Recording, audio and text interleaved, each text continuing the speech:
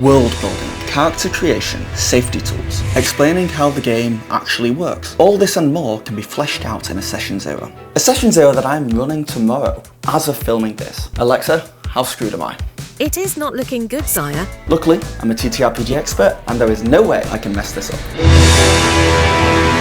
So this video is about Session Zeros for any TTRPG. I've played a bunch of new ones recently. While they all have different resources available for them, they all pretty much do the exact same thing. So I wanted to create a definitive guide on how to run a Session Zero that you can take to change to suit to your table. I truly believe that a Session Zero done right makes a campaign 10 times better, but it's also an incredibly fun session in and of itself, or at least it should be. I printed out a title card, but I ran out of ink. Action.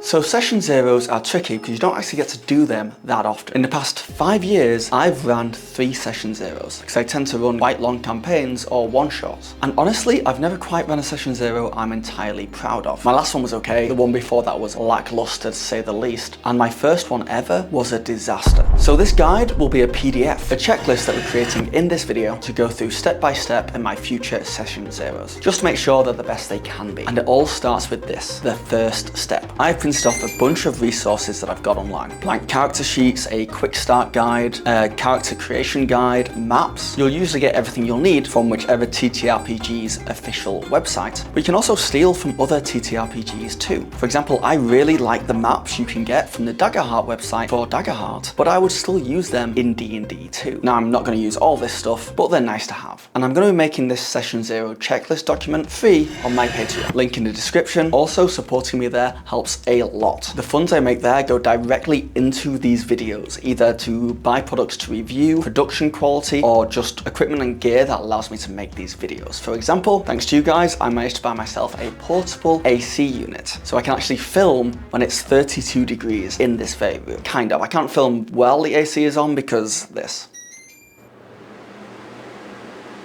It's very loud.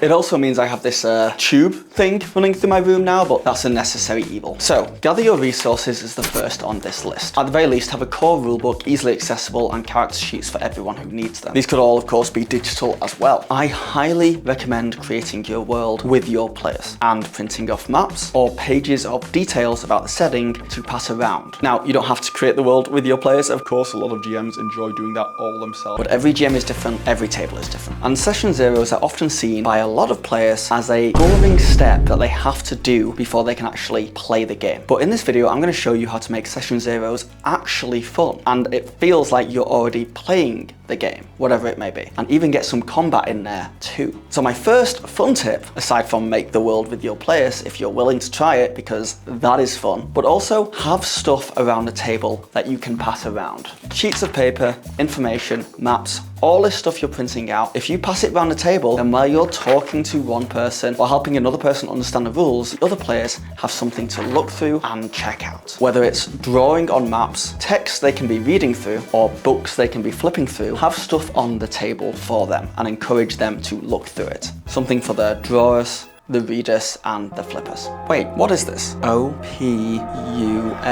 Oh, it's the sponsor of this video, Describe. If you're a tabletop GM looking to take your game to the next level, Describe has you covered. It's an incredible tool, packed with rich, ready-to-use descriptions for just about anything you can imagine. But that's just the beginning. You also get amazing maps, and with Opus, you get access to over 7,200 AI-free music tracks, sound effects, and ambiences. Ambience? And now you can upload your own audio, whether it's custom music, sound effects, or even pre-recorded narration. Opus makes it simple to stream content directly to your players. So if you're ready to fully immerse your players and level up your storytelling, check out Describe and Opus. Link is in the description. God damn it, does my room get hot fast as soon as I turn that thing off. So the second thing you need to gather before a Session Zero even starts are your thoughts. And this is the hardest part, honestly. After this, the checklist gets really easy. But as the GM, you need to know what kind of game you want to play. Forget the players for a second. The game will be the most fun if everyone at the table is having fun, including the GM. Think about the Session Zero as a pitch meeting. You're pitching this game to your players, but you're also the studio head who can greenlight the idea player. No, actually, forget that. You're a showrunner, a head writer, and you've come into the writer's room with a plan for the next episode or next season, and the writers are all gonna pitch in their ideas and help you create this thing. That's what your players are kind of doing in a session 0. But you can't just walk into the room with nothing. You need a plan first. This is where something like campaign frames in Daggerheart, or D&D setting books, or even adventure books can come into play. Now, you can create your worlds in any setting you want. It can be completely your own creation, but you will want to think about genre, tone, and direction. For my session 0 tomorrow, I'm going to be using the Witherwild campaign frame, which is really about, in my mind, civilization versus nature. And I can encourage my players to create characters around that theme as well. And for you, this is going to be incredibly personable. But I suggest thinking about books, movies, TV shows, video games you like that can inspire you and this campaign. That way you can mention these to the players and they'll know exactly what kind of vibe you're going for and what kind of characters they need to bring to the table. In Matthew Mercer's Age of Umbra campaign, he flat out said it was Dark Souls inspired, because that goes so much further than saying it's a dark, gritty setting. When Matt says Dark Souls or Soulsborne, I don't actually know, I've not really played those games, I need to. But even though I've not played those games, I still know exactly what tone and vibe he's trying to go for. The D&D Dungeon Master's Guide suggests 5 questions to consider during this stage. 1. What is your campaign called? This is kind of unnecessary. I don't know why it says this. 2. What factions or organizations are prominent? Now this is very good to think about because your players may want to be part of one of these organizations or factions. They might be building a character that fits straight in, meaning they can slot into the world and have roots, no problem. 3. How common is magic? This one is huge because the amount of magic in your world will shape everything. 4. What mysteries does the world hold? Now this is just fun to get you thinking, to get your mind whirring of some of the adventures and twists and turns that you could find on the way during this campaign. And 5, what roles, if any, do the gods play? And this one is huge, especially in something like D&D where a pantheon is incredibly important because there are entire classes that revolve around them, because it can once again shape religion, shape civilizations, shape the way magic works. And you don't need to write out full essays about your world, and it's probably best to have nothing set in stone, but do be thinking about it all before your session 0 and get those thoughts, notes, and resources together, because now we can jump into the session 0 itself. Why are you so loud? Okay, so it's actually been a few days because me filming this video has been all over the place. I did my session 0. It went okay, but it did make me realize I need to add some stuff to my session 0 list. But as far as this guide goes, if you've collected your resources and your thoughts, we're on to the session itself. Oh, and by the way, what is not on this list is actually communicating with players and arranging a time and place, the organizational stuff. But I do have a tip here. Have a set amount of weeks you want to run this campaign. Even if you kind of want it to just keep going forever, just say that you want to run Daggerheart on Friday nights for 6 weeks, or you want to play D&D for 4 weeks, and that you won't cancel unless less than 3 players can make it. Your players will be thankful that they have an out in case they're not enjoying it, and you can wrap up an arc in those 4 or 6 weeks, then see if anyone wants to stay on and keep playing. I've done all my D&D and Daggerheart games like this, and players who say they only want to do the 6 weeks are often the ones that ask to keep going, then end up playing for 6 months, if not years. But yeah, not on my checklist is the actual arranging of the session 0. I also don't have, clean the house and shower on here too. But also, do those things, do. You're also allowed to request players bring snacks and drinks as tribute, but you cannot get mad at them if they don't. But the next official thing up is, and I'm going off the Daggerheart core rulebook here, which has a great session 0 section, player introductions. Let me just get the book.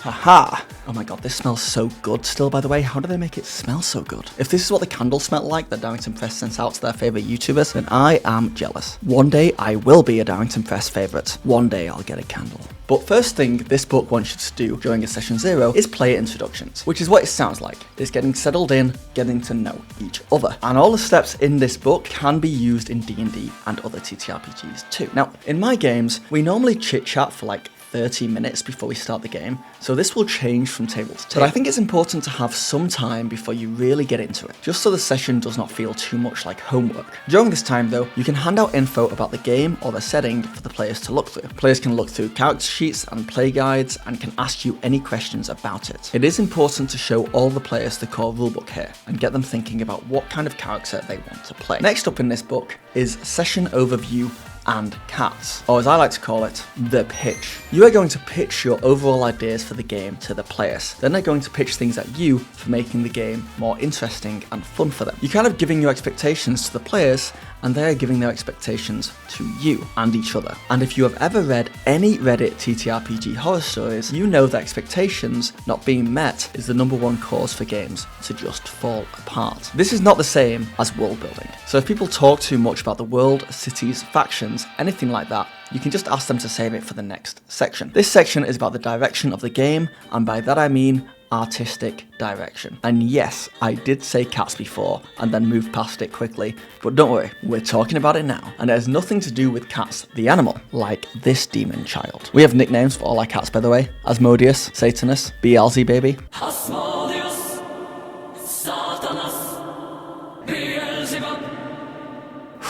The atrocities that I have seen. Now, CATS here is an acronym for C, concept, A, aim, T, tone, and S, subscribe. No, sorry, S is actually for subject, which is actually quite serious, so I should not have made a joke about that. In this session overview and cat section, we want to be discussing each of these topics with our players so we're all on the same page. This allows for the world to be built out, the characters to be built out, and the story to be built out in a way that is all cohesive. For the C, concept, you can talk about the big picture of the campaign. What is the genre? What kind of characters will there be? What are some of the themes the game will be exploring? For A, aim, this is what you and the players want from the campaign. In a perfect world, what would you like to get out of it? Do you want to explore anything in particular? Are you just there for fun? Do you just want combat? Do you maybe want to build your own confidence up? Are you going to level up to the max level? Is this going to be a multi-year campaign? This is where you talk about all that stuff. For T, tone, you can ask, is this a laid-back, casual vibe? Will it be silly and funny, or will it be grim and dark? This is super important for when the players are making characters, because they don't want to come in with Smudge, the rainbow goblin wizard, who just wants to prank people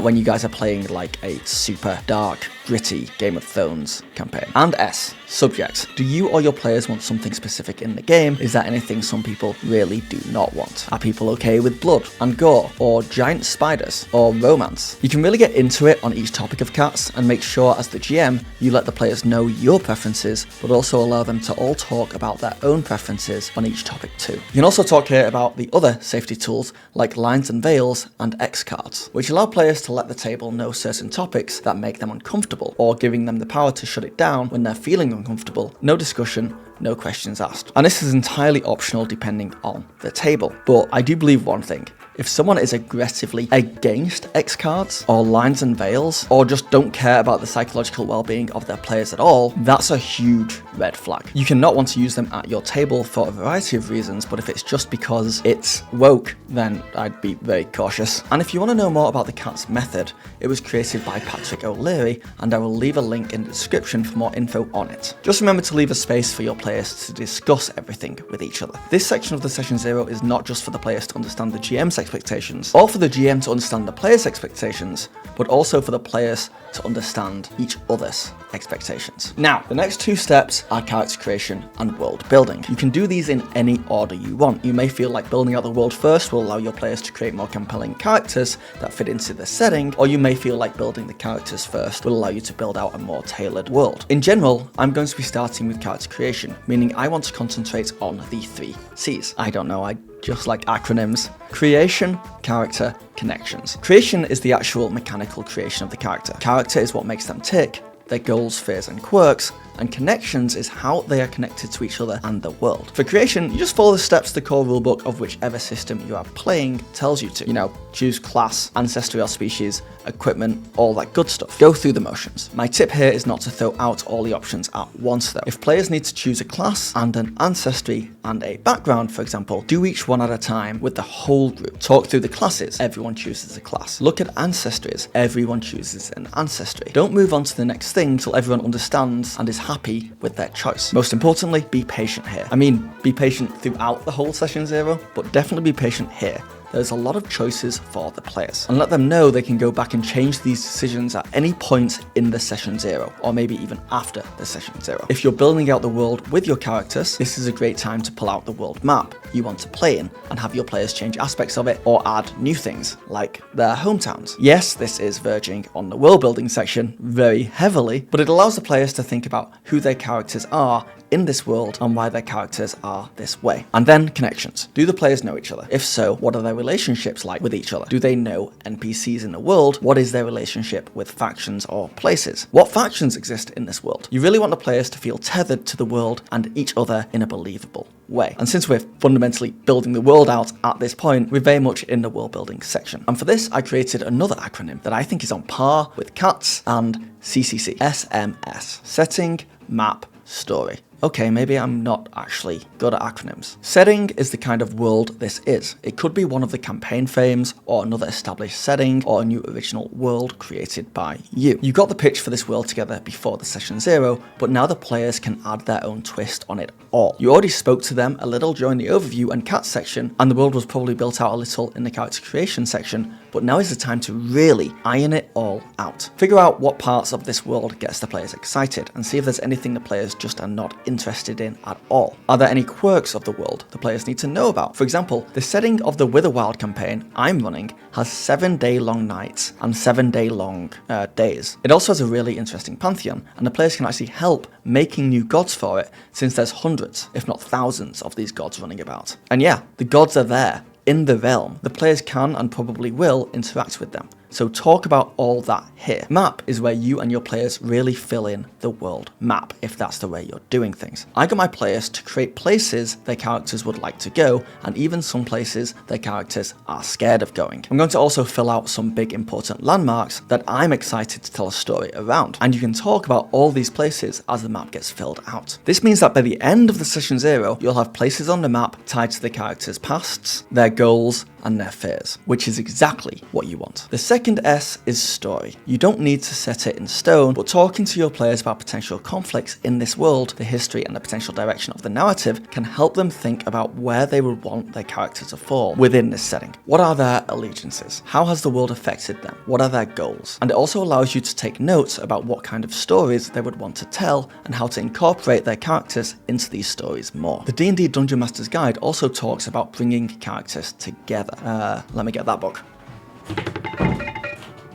Got it. So, in the script I just wrote, read page 137, I guess I got lazy. Bringing the party together. During session 0, help the players come up with explanations for how their characters know each other and have some sort of history together, however brief that history might be. To get a sense of the party's relationships, here are some questions you can ask the players as they create characters. Okay, this is actually quite good. Are any of the characters related to each other? What keeps the characters together as a party? What does each character like most about each member of the party? Does the group have a patron, an individual or organization that points them toward their adventures? So yeah, that's actually all really good questions to ask. And once you have the world and characters set up, it's on to the next thing that makes a session 0 truly pop. Take the game for a test drive. Throw your players into a scenario like they're all in a tavern and a bar fight starts around them. Give them a taste of roleplay and combat. This will teach them the basics of the game while giving them a chance to get a feel for their characters and change anything they do not like. This won't be canon, or it doesn't have to be canon, to the actual game. There may be some interactions your players want to take with them into the future of their characters, but they could show up session 1 playing their character completely differently. This is also a great time to talk about a starting location and any house rules you may be playing with. You can literally discuss it all and build it all out while playing this test run. My only advice here is to have fun. Miss, you want to say something? My only advice here is to have fun, and when you have combat, make it easy. Trust me, your players won't want a slog of a combat after spending all that time. Miss. Trust me, your players won't want a slog of a combat after spending all that time creating characters. Why? Just give each... Just give each character a round or two to stab some people and throw some fireballs. Then finally, the wrap up. See if anyone has any final questions or feedback and chat a bit more about the game and world in a more casual way. But yeah, your session 0 is finished. Congratulations! Now you get to plan how to kill your players' characters in session 1. May I suggest making rocks fall? Hey, don't click off though. This is not the end of the video. I do have some more tips for running a session 0 that are incredibly important. Remember when I had a title screen pop up at the start saying, Phil messes up his session 0? But it wasn't this one. It was my first ever session 0 for D&D years ago. So how did I mess it up? Well, I went in with good intentions, but I had not done any prep. I didn't have a checklist and an order of doing things, and the big one, I didn't take any notes. This meant my session 0 was just a group chatting about the campaign. We did not even make characters. The players went off and created their character at home before session 1. This meant that I kind of wasted everyone's time, and without taking notes, any useful info I did get about how my players wanted to play was lost to the ether, because I don't have a good memory. So do some prep. Again. Do have a set structure in place, and do take notes. Trust me, the ideas flying around in a session 0 could fuel adventures in your game for months. So note them down. And look, you can allow your players to make their characters from the comfort of their own home. You don't have to run a session 0 at all. You could just text all this info to them. But I think if you do that, you are missing out on a really rewarding part of TTRPGs. Session 0s can be fun, productive, and allow your players to be more invested in each other's characters and the world and the game than they would have ever been if they didn't do one. I genuinely believe a session 0 makes a campaign better. And like I said, this session 0 checklist is available on my Patreon for free, and if you want to know how Matthew Mercer runs a session 0 and a session 1, then check out this video next.